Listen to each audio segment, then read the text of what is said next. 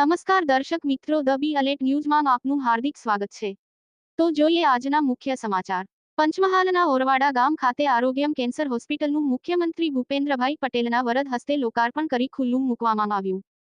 પંચમહાલના ગોધરા તાલુકામાં આવેલ ઓરવાડા ગામે નંદાપુરા પાસે મધ્ય ગુજરાતમાં સૌથી મોટી વિશાળ સ્પેશિયાલિટી કેન્સર હોસ્પિટલનું લોકાર્પણ કરવામાં આવ્યું, જેમાં આરોગ્યમ કેન્સર હોસ્પિટલમાં સ્પેશિયાલિટી સહિત વિવિધ આધુનિક સાધનો વડે કેન્સર પીડિત દર્દીને સારવાર તેમજ ઓપરેશનની સુવિધા ઉપલબ્ધ કરવામાં આવી અને સારવાર સમયની ધારક કેન્સરની બીમારીથી મોટા ભાગના લોકોએ કેન્સરની બીમારીથી પીડિત હોય છે, ત્યારે લાસ્ટ સ્ટેજ હોય છે, ક્યારે સારવાર માટે અમદાવાદ, બરોડા જેવા શહેરોમાં દૂર દૂર સુધી જવું પડતું હોય છે। આ હોસ્પિટલ આપણા મધ્ય ગુજરાતમાં હવે આરોગ્ય કેન્સર હોસ્પિટલમાં કેન્સરની લગતી સુવિધા મળી રહેશે। હવે આપણા વિસ્તારમાં પંચમહાલ જિલ્લામાં આવેલ દાહોદ ઇન્દોર મેઇન રોડ ઉપર આવેલ ઓરવાડા ગામે નંદાપુરા પાસે આરોગ્યમ કેન્સર હોસ્પિટલ બનાવવામાં આવી। આ હોસ્પિટલ બનવાથી પંચમહાલ, મહીસાગર, દાહોદ સહિત અન્ય જિલ્લાઓના પણ કેન્સરના દર્દીઓને સુવિધા મળી રહેશે।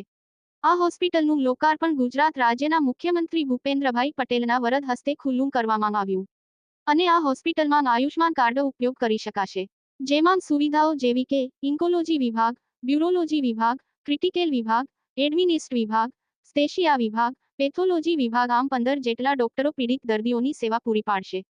આ પ્રસંગે ધારાસભ્યો સહિત પદાધિકારીઓ ઉપસ્થિત રહ્યા હતા। આરોગ્યમ કેન્સર અને સ્પેશિયાલિટી હોસ્પિટલનું ઉદ્ઘાટન થયું છે।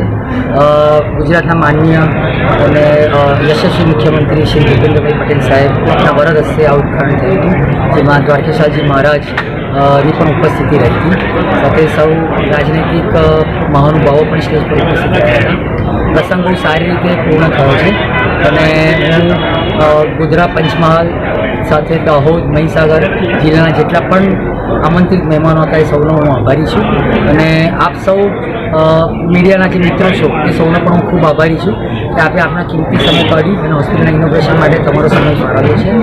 આવતા સમયમાં આ હોસ્પિટલમાં જે પણ દર્દી આવે એ સારી રીતે સારી સારવાર લઈને જાય એ અમારો દૃષ્ટિકોણ અને એ જ અમારી સંકલ્પ છે અને એ સાથે જ અમે આગળ વધીશું।